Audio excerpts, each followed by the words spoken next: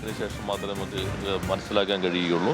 എന്തായാലും നേരിട്ട് കുറ്റകൃത്യത്തിൽ പങ്കെടുത്തിട്ടുണ്ട് എന്ന് കോടതി കണ്ടെത്തിയിട്ടുള്ള എല്ലാവർക്കും മാതൃകാപരമായൊരു ശിക്ഷ ഉറപ്പാക്കുന്നതിൽ പോസ്റ്റ് പ്രോസിക്യൂഷൻ വിജയിച്ചിരിക്കുന്നു എന്ന് തന്നെയാണ് നമുക്ക് കാണേണ്ടത്. അതാണ് അത് സംബന്ധിച്ചുള്ള പ്രാഥമിക പ്രതികരണമായി പറയുന്നത്. പരമാവധി ശിക്ഷയാണ് അതിനകത്ത്. 20 വർഷമാണല്ലോ വന്നിരിക്കുന്നത്. ജീവപര്യന്തം സാധാരണ 14 വർഷമാണല്ലോ. 20 വർഷം അതിനകത്ത് പരമാവധി ശിക്ഷയായിട്ടാണ് കാണുന്നത്. ബാക്കി വിവരങ്ങൾ അറിഞ്ഞില്ല. ഇതിപ്പോൾ വന്ന വിവരം അനുസരിച്ച് മാത്രമുള്ള പ്രാഥമികമായ ഒരു പ്രതികരണമാണ്. എന്തായാലും അത് നല്ല സന്ദേശം നമുക്ക് നൽകും എന്നാണ് കണക്കാക്കുന്നത്.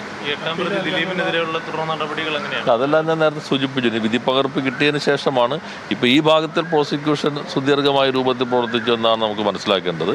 രണ്ടാം ഭാഗത്തും പ്രോസിക്യൂഷൻ നല്ല രീതിയിൽ തന്നെയാണ് പ്രവർത്തിച്ചു എന്നാണ് നമ്മൾ കണക്കാക്കുന്നത്.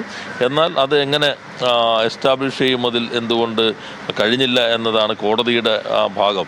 ഇപ്പോൾ നമുക്ക് കോടതി എങ്ങനെയാണ് സമീപിച്ചിട്ടുള്ളത്, കോടതിയുടെ മുൻപിൽ വന്നിട്ടുള്ള വാദങ്ങൾ, കേസ് തെറിയിൽ വിശദാംശങ്ങൾ, ഇതെല്ലാം തന്നെ നമുക്ക് വിധി പകർപ്പ് വന്നാൽ മാത്രമേ മനസ്സിലാക്കാൻ കഴിയുകയുള്ളൂ. അതിനുശേഷം ആവശ്യമായ തുടർ നടപടികൾ സ്വീകരിക്കും. ഇപ്പോൾ മന്ത്രി പി രാജീവ് സംസാരിച്ചുകൊണ്ടിരിക്കുകയാണ് തുടരുന്നത്.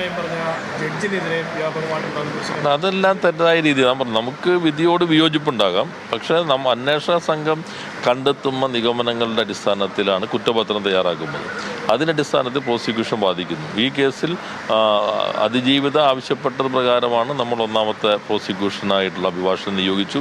അദ്ദേഹം രാജിവെച്ചപ്പോൾ രണ്ടാമത്തെ അതെല്ലാം തന്നെ അതിജീവിത അഭിപ്രായം കൂടി പരിഗണിച്ചുകൊണ്ടാണ് ഗവൺമെൻറ് സ്പെഷ്യൽ പ്രോസിക്യൂട്ടറെ നിയോഗിക്കുന്നത്. അവരെല്ലാം നല്ല രീതിയിൽ തന്നെ പ്രവർത്തിച്ചിട്ടുണ്ട് എന്നാണ് മനസ്സിലാക്കുന്നത്. ജഡ്ജി വിധി പറയുമ്പോൾ വിധിനായിട്ട് നമുക്ക് വിമർശിക്കാം. അല്ലാതെ മറ്റിപ്പോൾ തിരുവനന്തപുരത്ത് ജാമ്യം കിട്ടി, അത് ഒന്നാം കേസിനകത്ത് ജാമ്യം കൊടുത്തില്ലല്ലോ, രണ്ടാം കേസിൽ എന്തുകൊണ്ട് കൊടുത്തു, എന്നാൽ അങ്ങനെയുള്ള അഭിപ്രായങ്ങൾ വിധിയെ നമുക്ക് വിമർശിക്കാം. പക്ഷേ വിധി പറയുന്ന ന്യായാധിപർക്ക് നേരെയുള്ളതിനെ നമ്മൾ യോജിക്കുന്നില്ല. സാമൂഹ്യ മാധ്യമങ്ങളിലൂടെ ഉള്ളത് എന്തുകൊണ്ട് അതിലേക്ക് എത്തി എന്നുള്ളത് നമുക്ക് വിധി പൂർണ്ണമായി വായിച്ചാൽ മാത്രമേ മനസ്സിലാക്കാൻ കഴിയുകയുള്ളൂ. അതിനുശേഷം മാത്രമേ നമുക്ക് തുടർ നടപടികൾ ഏത് രൂപത്തിൽ വേണമെന്ന് തീരുമാനിക്കാൻ കഴിയുള്ളൂ. 20 വർഷം ശിക്ഷ കിട്ടിക്കഴിഞ്ഞാൽ സാധാരണഗതിയിൽ നമ്മൾ നോക്കുമ്പോൾ പ്രോസിക്യൂഷന് വീഴ്ചയുണ്ടെന്ന് ആരെങ്കിലും പറയുമോ?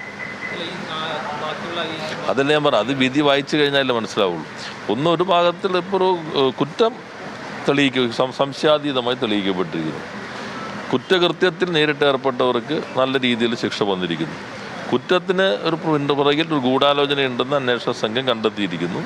അന്വേഷണ സംഘത്തിൻ്റെ അഭിപ്രായം പ്രോസിക്യൂഷൻ കോടതിയിൽ അവതരിപ്പിച്ചിട്ടുണ്ട്.